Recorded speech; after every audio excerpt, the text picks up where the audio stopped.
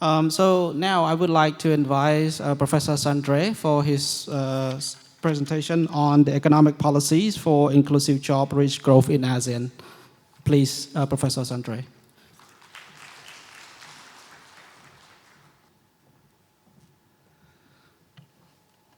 Thank you. Thank you for Ministry of Labour Vocational Training to invite me to be part of this conference. Let me talk a little bit about economic policies, and then there's two parts to my presentation.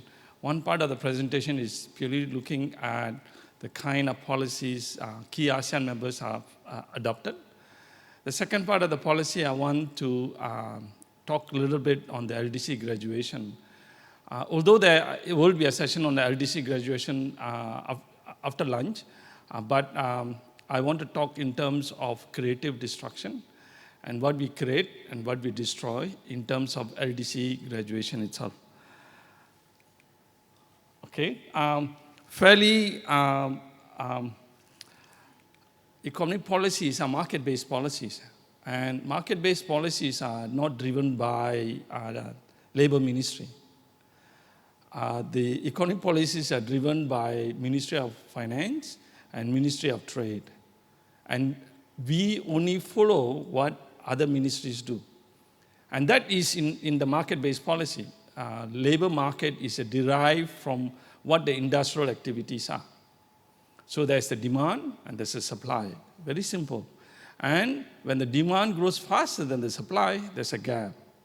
So the creation and the destruction takes place at the mainline ministries of Ministry of Trade, Industry, and Ministry of Finance.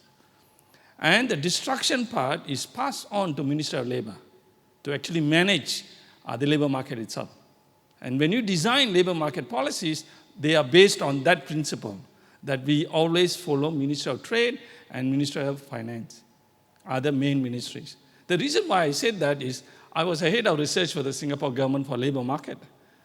And there's no way a Ministry of Labour, a Ministry of Manpower in Singapore will be the headline ministry to actually change the industry itself. We don't design any industrial policy. We actually complement and support the industrial policy itself. So in that perspective, the creation and the destruction is very important for us. The creation is done by the Ministry of Economy, Trade and Finance, businesses, and a Ministry of Finance. The destruction part is managed by the Ministry of Labour. If that is the framework that we're going to adopt, then fairly I need to put it in that perspective. So I will start with a more bigger arcing framework. ASEAN has RCEP. RCEP is the biggest trading arrangement in the world. We control GDP, we control FDI, and we even have the whole population, the center of supply side and the demand side in ASEAN. It's the largest trading bloc in the world. And RCEP is very important for us because RCEP is the turning point for us. So 2 days ago, ASEAN initiated the RCEP support unit to support the RCEP ministers to actually transform. It's a living agreement. So this is very important for us. So fairly you see where we want to be in the frontier. The frontier is not LDC graduation. It's one of the transformations that we need to go through. But we can land in RCEP, fairly we will be on a different growth trajectory.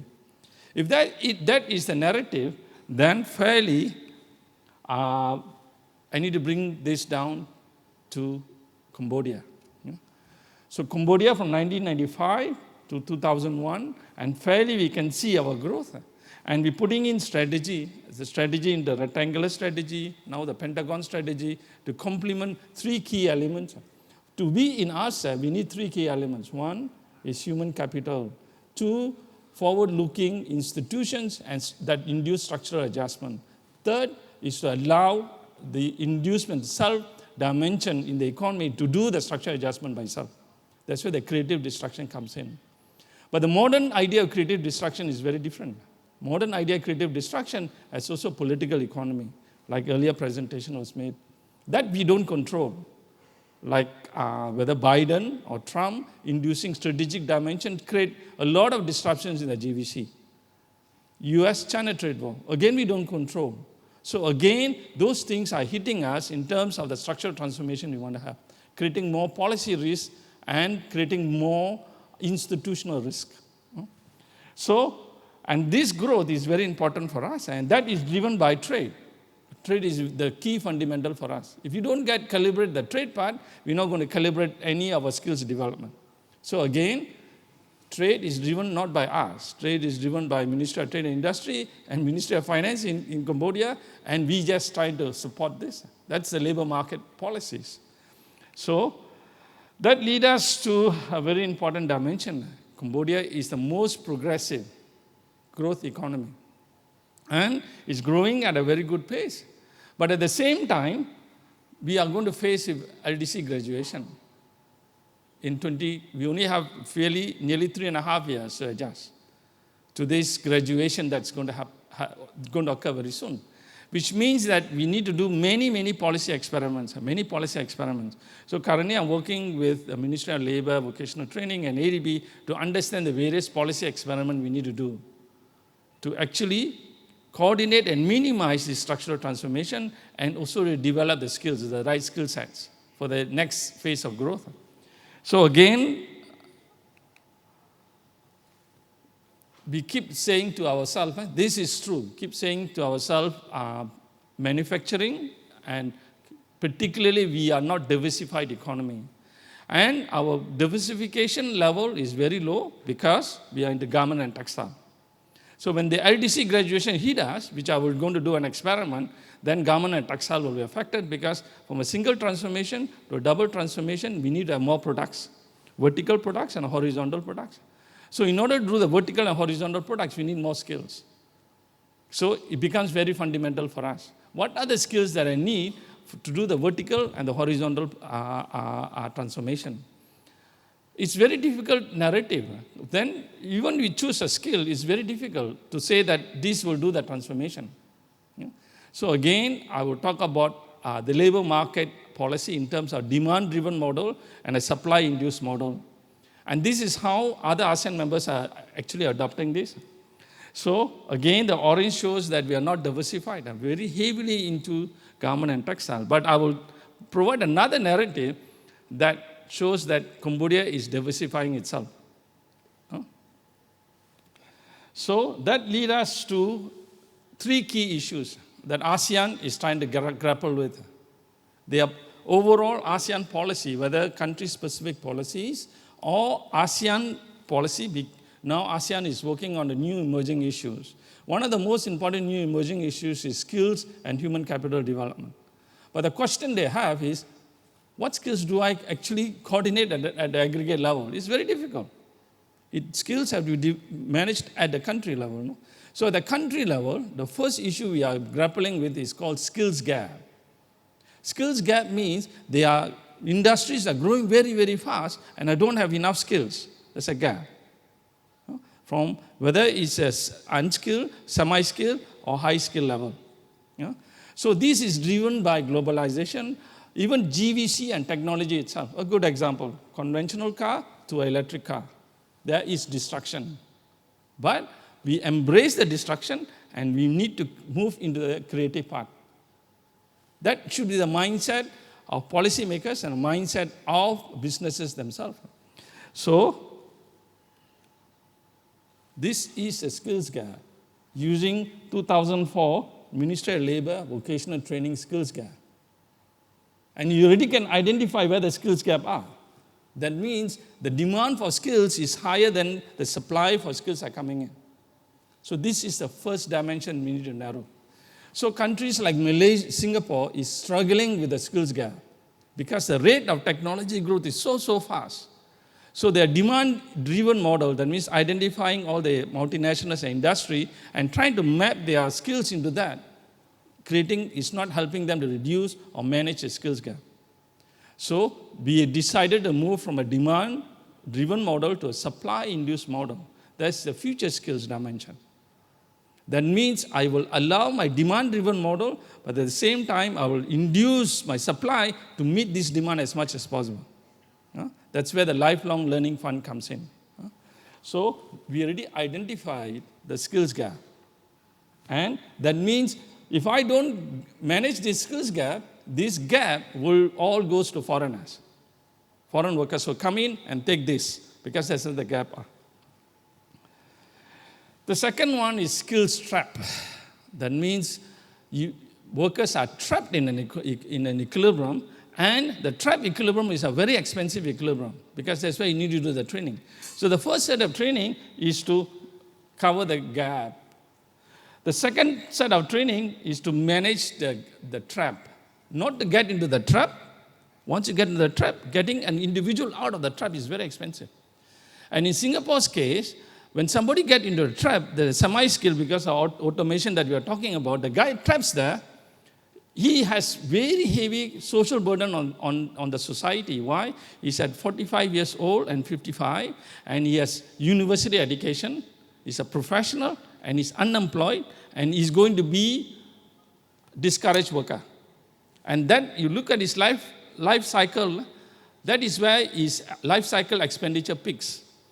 In Singapore, the house is very expensive, more than $1 million public housing. He has 2 kids in school. The social burden on the society and the Ministry of Labor and the government becomes heavy because the life cycle of his income cycle drops at that age. For Singapore, it's also facing skills trap. For Cambodia, we are in a skills trap and a wage trap. So what is a wage trap? You go to any economy, we don't use minimum wage as a wage policy. Only in Cambodia, you use minimum wage as a wage policy. Because most of our industries are pinned down at that minimum wage. So we are not only in a skills trap, but also in a wage trap. So what is a wage skills trap? And this is the education component. Education is not the only component for skills.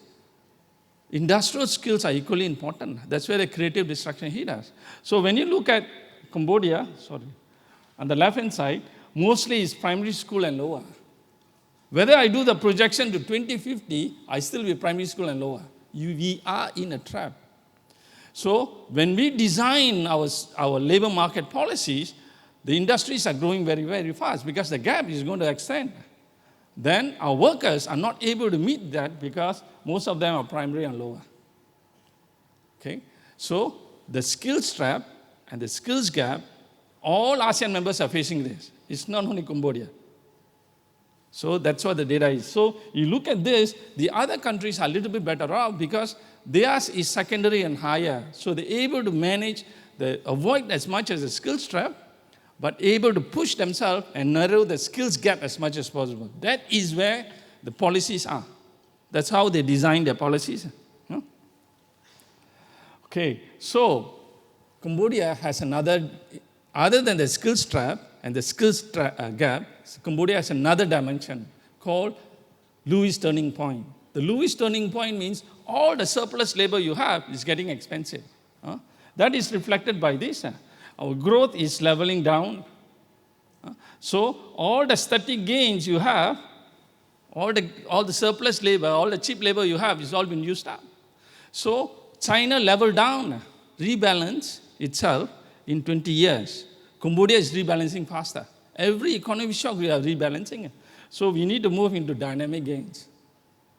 So we can push the industry into all the technologies and so on, but the human capital is going to be very fundamental for us. So when you look at a Pentagon strategy, human capital strategy is the number one strategy that we need to work on. And skills development is going to be very important. So fairly you can see the other thing that is hitting us other than the skills gap and the skills trap is the Lewis turning point. Our surplus labor is disappearing. On top of that, we also have LDC graduation. No other countries are having LDC graduation. So we have to manage 4 things. Skills gap, because if you don't manage, all the good jobs are going to the foreigners. Skills trap, primary school and lower. And then you have your surplus labor is all been used up. You are hitting the Lewis turning point. And the 4th one is LDC graduation. Very important crossroad for Cambodia, how to move. So fairly I will have to develop a narrative for this. So again, quickly I will finish the ASEAN thing. So for Singapore, it's the future skills. Manage the skill gap and the skills trap. And the future skills is not based on a demand-driven model. It's a supply-induced. I give as much as possible to my workers, spend $5 to $6 billion on them, acquire as many skills so they will manage the gap. And I avoid the trap. I don't want the trap. Trap is too expensive for me. And Malaysia, Vietnam, the other countries are adopting similar policies itself, managing the trap and managing the gap. As I mentioned, Cambodia has two other elements to manage. LDC graduation, 2029. And surplus labor is differing, rebalancing every shock. So that leads me to my final, the second part of my presentation. I will take maybe 5 minutes or so, 10 minutes, on what is the creation and what is the destruction. So my case study is LDC graduation. So LDC graduation, fairly, we will be there. We have no choice. And fairly, we will be moved into those either GSP or GSP Plus or MFN, where our tariff rates will be higher. Industries only can do single transformation. So later on, UNDP will present on their study. And the UNDP study shows that there will be a destruction. Fairly, this is a destruction. So there's a policy-induced destruction is going to happen to Cambodia. So we are on the skills gap, skills trap, and then this is going to hit us in 4 years. That means when the growth rate comes down like this, there's a lot of destruction of jobs, and fairly we're going to argue that most of them are going to be unskilled. And they're talking about 168,000 jobs will be lost. That's a destruction. In Singapore's case, or other countries' case, the destruction in terms of skill. I can educate a guy as much as possible. The industrial skills, inert skills disappear very fast. That means either I move him to the same occupation or same industry, I may manage to retain him. Once he moves to another industry, another occupation, that skill disappears. I need to retrain them. But for us, it's a different dimension. So fairly it shows that we're going to lose around 2% growth, and then we're going to have industries going to die. So industries that are going to die is basically going to be textile garment, because we're going to move to a higher tariff rate. And then there will be not only trade diversion, trade creation, trade diversion, but also decoupling. Multinationals are going to move on. That's the UN study. And then fairly bicycles and rice and solar panels will be affected. Very clear. Because we have an EBA. We go in is zero tariff anyway. But now the tariff rate will go up, and fairly we need to discuss. EU is important because the other countries that will go in, when we do the LDC graduation, US, Canada, has less implication for us as compared to EU because of the EBA. So fairly we're going to have the destruction. Okay, then double transformation. That means a worker, industries must able to do two transformation to actually get into the EU market. Once you move to the GSP, whether GSP or GSP Plus, you still must do the double transformation. And 60% must be domestic obtained. That is the industrial structure. So we are working on the labor market issue, right? Then we ask ourselves, what skills do I need? Of course, I need to develop my skill sets. And I really need to develop, because not only for the industry to do the double transformation, I need the skill sets to do the double transformation. That means my industry must go from 4-digit to 6-digit, 6-digit to 8-digit from a trade perspective. More products I have, more transformation I can do. That's a strategy. Must go deeper. No more going out, go deeper. Even garment textile must go deeper. But of course, we argue, for double transformation, garment is going to be difficult because all the resources we already moved to Vietnam and Thailand, the low end. So again, we need to think of a strategy. So that leads us to the question that I was thinking about for this workshop or conference is there any creation from whatever we are doing? Very important. So one of the things that is important is when goods are destroyed, we either replace with goods that are very close or goods that we might capture. So it is still a demand-driven model, but supply-induced. Supply-induced means supply side and skills. Skills going to capture. And at the same time, it's a demand-driven model. So the question is Cambodia really not diversified? That able to move into products? So that leads us to this important study. The important study is by Hausman and Danny Roderick from Harvard, 2003, called The Economic Development as Self-Discovery. So that was in 2003. So now they set up what they call the Economic Complex Index and called Diversification Index. You can go and check. It's in the website. And they have 800 products. It's like what they call the question they had is, how do monkeys climb trees? It's a behavioral thing. How do businesses choose products? They choose products that are very close, and sometimes they jump. So they have 800 products, and then what we did a simulation of Cambodia. Which product we're going to capture, and which products are near, and which product we need to jump. So fairly, this shows Cambodia economic complexity has improved. We are diversifying our economy. That is looking at 800 products. And we ranked from 44 place, from 21 place, just in 12 years. And in 1995, our products complexity was very low. After the global financial crisis, our complexity improved. By 2010, we are driven by economic reform and the globalization. Our complexity has increased, our ability to deal with complexity, and our products are diversified. So, evidence. Okay. So sorry that this slide is not very clear. It shows that the left-hand side shows the low complexity and high complexity. So that means Singapore, Malaysia is up in the blue, light blue. So you can see over time, out of the 800 products, we are moving up the complexity. So our complexity is improving. We have evidence. It's not that we are very narrow. Our complexity is improving.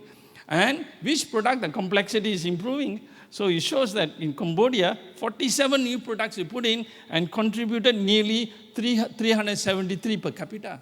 Higher than Thailand, Indonesia, and Bangladesh, out of the 800 products.